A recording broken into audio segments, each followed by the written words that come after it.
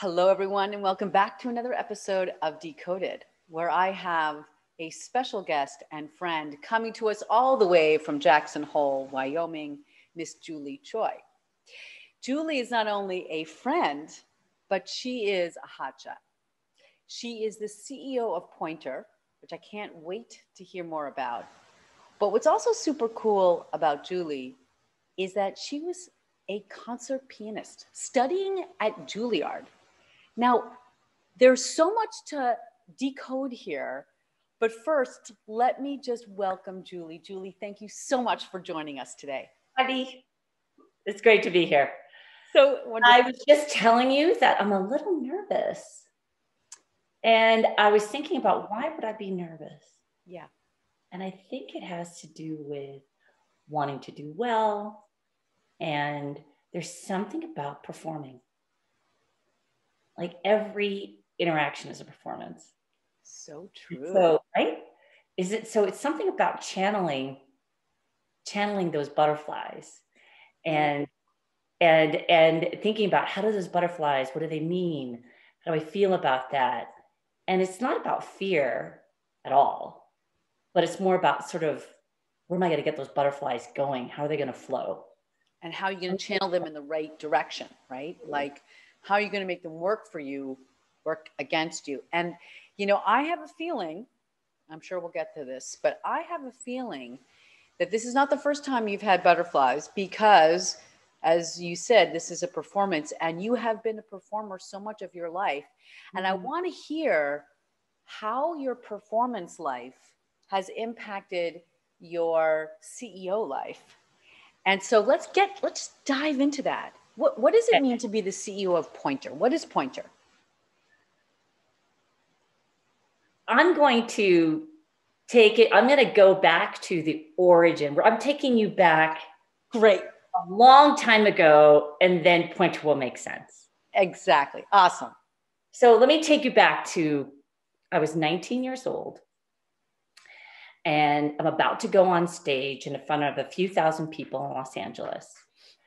I had won some big competition, and it was the 10-year anniversary of coming back, and I'd gone to Juilliard. And behind the scenes, I'm looking out into the audience, and I was told by my professors, imagine them to be, cabbage heads. Don't think about each person. And I'm backstage. I'm literally got the run. This performance meant so much in that I'd almost gotten kicked out of school because I'd fallen in love with a boy.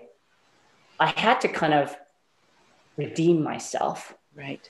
Ooh. In front of less the public, but more in terms of those who really believed in me, which was my mom and my dad. But what happened was, it was an amazing performance, et cetera. But what happened was, by the time I got out of Juilliard, I realized that I love performing, but performing can be not just on stage. It's in a boardroom. Sure. It's in a moment like this. Sure. And so what I learned was, you can imagine that performance can be some kind of, oh, I'm performing and I want you to look at me. For me, it's completely the opposite. I want to enable the other person. Like, my performance is about, how do I get the most out of this? Right. But the most out of you and me, right? It's a togetherness. I eventually left music a few years later.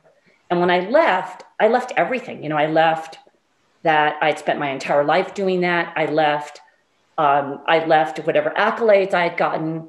I left that I'd gone to Juilliard and gotten 2 degrees. I left the sort of the persona, the whatever it was, even in my sphere, as a little bit of a celebrity because they valued that so much. Sure. And then I made a decision to leave, and I had to start over somehow. And in starting over, it was literally ground zero. I was nothing. I was nobody. Who am I? Had no connections in New York, nothing. And so in doing that, you really have to figure out, what am I good at? What do I love doing? What compels me to go after something? Why am I good at it? And why do I want to be good at it? And it was so raw and very fundamental. Not, do I want to be a lawyer? Do I want to be a doctor? Do I want to go to business school? Those are the what's. I had to get under the hood on, why do I do what I do? And why does it matter to me? So Julie, let me stop you for a second, because I have a few questions in order to really decode what you're talking about right now. The first question is, why did you leave music? And explain a little bit more, though, about this notion of what you kept, which is the performance art and what it means to be a performer. Because you said everything is a performance, and you see the performance differently. It's not about you showing off; it's about you bringing somebody inside with you. So, can we talk about maybe the more practical thing about what made you leave, right? And then can we talk about performance? And then I want you to build back up where you were. Yeah, no, absolutely. Yeah. So why did I leave? I was kind of an anomaly at Juilliard, in that at the time, it was like a hardcore sort of Russian style conservatory. People would sit on the fourth floor smoking their cigarettes and just pining away, practicing to go to Tchaikovsky or Van Cliburn. And for me, I was reading the paper. I was interested in the world.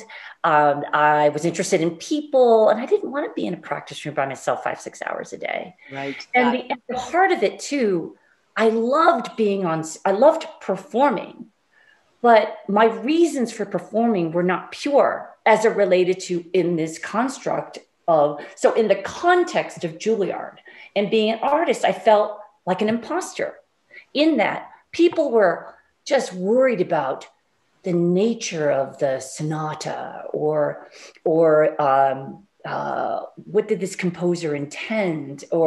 And so my joy wasn't really coming from that. My joy was performance, but my joy was the interaction with people. Interesting. And so one of my first things of performing was I started teaching a class at Juilliard, and it was a class where I could be a total badass. And the class was the performance practices of the piano literature. What it meant was what was Franz Liszt like when he was performing? What was happening in the 1830s in Paris when Delacroix and Chopin and Mendelssohn would be in a salon together? So it was human stories that you were getting excited about. Totally. Totally. Human story. And it was the connection that was happening. It was the inspiration that was happening between them. Right. And that was inspiring. And then I could get up in front of all these pianists, and many of them were better than me, but I was like a showman because I brought these stories to life. I was interested in why did Liszt create those etudes as a response to Chopin. So I took all of that. And that was my medium, was then now my communication. And I could sell. It was a way of selling and compelling to someone to consider your way of thinking. So I was at Juilliard, and it's a fun story actually. And there was a job board next to the library, and the job board had all these things like, we needed pianists for this, we needed a singer for that, we needed a conductor for this, all music. And there was like one little card, and it was a recruiting firm, a very high-end recruiting firm, and they needed a researcher. So I said to my boyfriend at the time, now husband, I said, "What is that?" And he said, "Oh, that's a headhunting firm." And he said, "Well, the address is good. It's on Park Avenue. Why don't you check it out?" So I went to check it out. And lo and behold, I walked into this warm and inviting firm. And the job was, I had to get on the phone at 25 years old. At 25-year-old, I was recruiting CFOs of General Motors or whoever it might be. But there was the performance. So I would sort of embody a character, if you will. And believe it or not, the character in my mind was Eliza Bennet from Pride and Prejudice. I love reading. And at the time, I was reading everything of Jane Austen. Okay. And so there was so much chutzpah and so much, but within the constant, I don't know, there was something about that. I was not myself just yet. Yeah. And so in my own mind, I embodied this character. And so that I realized that, one, I'm really good with people. Wow. Yeah. I can convince anyone to take a meeting. Right. And so I knew that I could sell. I just jumped in and I landed at this firm and turned out to be really good and brought in a big $1 million account when I was Wow. 27 or something like that. And then I started my own firm. And so I've been an entrepreneur ever since my late 20s. Wow. And you know, this mentor of mine even told my mother, she broke my mother's heart. And she said, you know, that Julie's going to be wildly successful. And I know you want her to be a pianist, but she's going to be really good at this. So anyway, that was my foray. That's but amazing. going back to why this matters. Yeah. Why it matters is and I find that when I deal with lots of young people today, it's people think of their destination, right? They think of, I want to be X. Yeah. I want to make X. Right. And they think about the destination. And I know so fundamentally that the journey part of it is where you learn, it's where you grow, it's where you really discover. Yep. And it's where the joy is, right? And so the moments when that leading up to this bifurcation in my life between leaving being a pianist, a concert pianist, and going into business and going into the unknown, it was this moment where I had to really seek under the hood of what makes me do what I do. Yeah. And in doing so, you have to peel away the layers. It's not about, I want to be a this, I want to be a that. It's like, what do I care about? Right. And why do I care about it so much? And so and for me, because I was a pianist before, I think it's not this creative life is gone. Even in my business life, I design my work and my interactions with people in a way that is inspiring. And like you said early on, it's about getting to like what's happening between people. Yeah. And doing it in a way that's not about, I want to get a transaction done. Yeah. Or I have my goal. So my only goal really in dealing with someone is really getting at the truth. Share. What are the 2 to 3 questions you would ask about someone else to uncover that, or that they could ask themselves to understand what does drive them or what they are passionate about? What do they think they're good at? And the reason why that's a powerful unlocking of something underneath the hood is because we don't really have a chance to share that. If you think about it, people go through their professional life and they have to conform to what the company wants them to be good at. Sure. So it's rarer that someone could be in a work life, in their professional life, and someone's asking, like, what are you really good at? Forget about like the job, the role, the deliverables. Like, what are you really good at?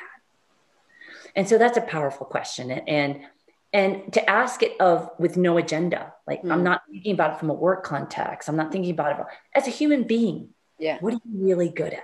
Yeah. And then what makes you good at that? And then you'll find that someone says, well, I just love seeing the joy in someone's eyes, or I like feeling that sense of accomplishment. I was talking to some Cornell kid, one of my favorite mentees at Cornell. And one of the things was like handyman. Like, I think he'd be really good at that. And there's something very satisfying about taking something apart and putting it back together again. And that's just like flowing under the surface. Right. So what do you love doing?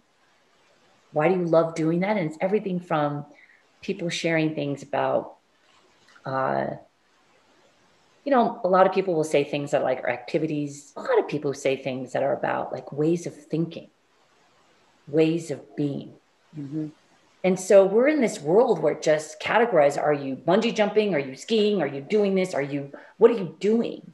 Yeah. And actually, if you just linger just a little bit longer, 5 seconds, 10 seconds, because your demeanor, you're like inviting that person because you really want to know, all of a sudden, like it opens up. So when you are working with all of these, young folk or older folks, and they start revealing these things about themselves, what they love, what satisfies them. Where do you go with that? What do you do with that?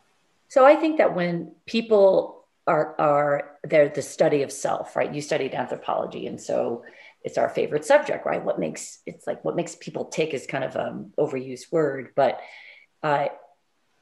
it's what happens is it unleashes everything, right? Therein lies the source of where that person's happy place is. Mm-hmm. So it's unadulterated. It's not it's all about them. Yeah. It's not about what they want me to hear. Yeah. Whether I'm a boss, I'm an interviewer, I'm a colleague, anybody, it's theirs.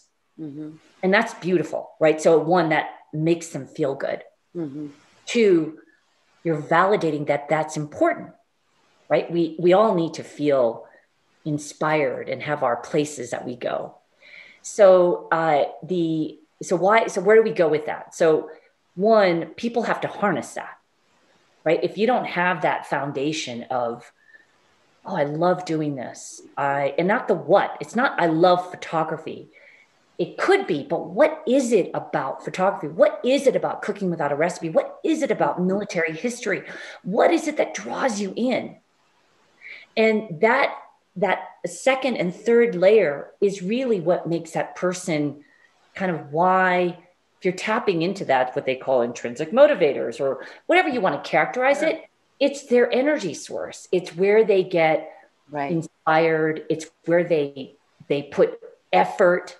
It's where they try harder from that place, right? And then because you could start making the connection between what they really love and other places and spaces that they could apply that love. Exactly. And I've seen this I spent many years, as a headhunter for a high-level Wall Street headhunter. And it was performance at the ultimate degree. You had your Stanford MBA, you had the number one of every, they could be at McKinsey, they could be at Goldman, they could be wherever. And I liked that. So going back to the origins, right? So I like that kind of high level performance because shit happens there, right? I mean, whatever it took to get there, they set their asses, they did whatever they needed to do. Yep. But then what separates when you have all these high performers now at these top companies? So what separates, the not the winners and the losers, what separates those who really succeed? And my specialty is taking a high performer from one top firm to another, or from a top firm to a firm that needs to get there. Right. So you then have to assess, not just they did 100 million in M&A deals, because that could have been the benefit of having been at that company. What is it about that person that enables them to be successful? Mm-hmm. And so you have to get at you get at things like, how do they view themselves? How do they think about culture? And culture is being really tangible. It's like unpacking the culture to know, was it the underdog mentality of the business that they were in? Was it, when did they lose the joy? Where do they need the joy? So you're looking for these things. They don't even know. Yeah. Because people aren't asking the questions. Right. So people don't know themselves. So what I've done all these years, and now put it into a software product, is, why do you love what you do? What makes you good at that? Yeah. In what context do you thrive? Do you know it? What do you need? So everything that's of value takes so much effort. Yep.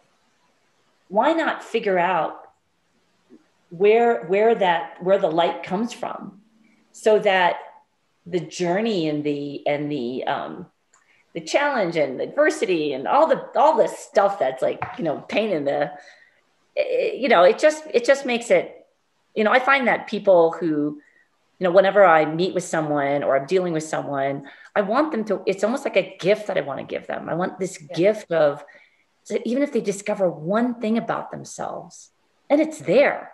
Right. It's that we're not we're not really asking. No, so totally. You asked me the question at the beginning, so what, how did we get to Pointr and what is Pointr? So Pointr is literally making a product scale everything you and I have talked about. Got it. It's making it easy for the person to be known and the other person to know the other person. And so we call it a relationship accelerator. But effectively, it's just an easy way to scale how you and I can get to know one another. How do you feel? I know you were concerned about this performance. How do you feel this performance went today? I feel good. Good. I feel good because I was able to show you what I care about. And then we grooved on what we both care about. Right. And it was fun to hear your takeaway on a leitmotif that's important. And then we both have got this, like we came at it like this, and then we did this and this. And then it's like, it's a beautiful flower that's come out of it. And so this has been such a wonderful performance. Thank you. So fun. Abby, you are a delight. Thank really you. Good conversation. Thank you for having me. As are you, Julie. Thank you so much. See you soon. Bye. Bye.